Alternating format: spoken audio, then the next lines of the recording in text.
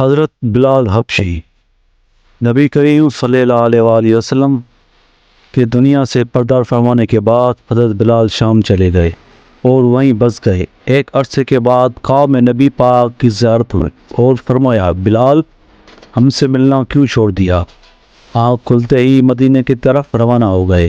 کئی دن کے مسافت کے بعد مدینہ منورہ پہنچے، مسجد میں حاضری دی اور روضہ رسول پر پہنچے، وہیں بے ہوش ہو کر گر پڑے۔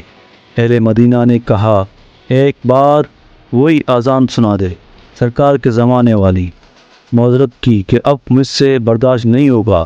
لوگوں نے حسنین کریمین سے کھلوایا، اب انکار ناممکن تھا۔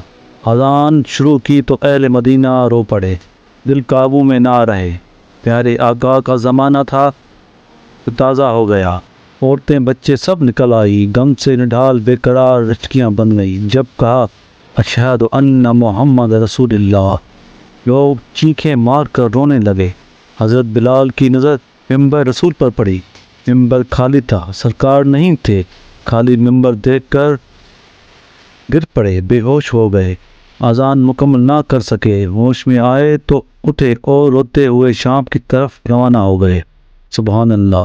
حضرت بلال حبشی حضور پاک صلی اللہ علیہ وسلم قریبی صحابی اور ان سے بڑی محبت فرماتے تھے، بڑے دیوانے تھے رسول اللہ پاک صلی اللہ علیہ وسلم کے۔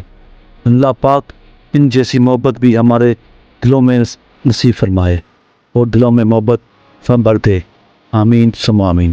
جو بھی دوست چینل پہ نیا ہے، چینل کو لائک، سبسکرائب، کمنٹس کریں اور دین کی بات پھیلانا صدقہ جاریہ ہے تو سب تک پہنچائیں اور چینل کو سبسکرائب کر دیں۔ جزاک اللہ۔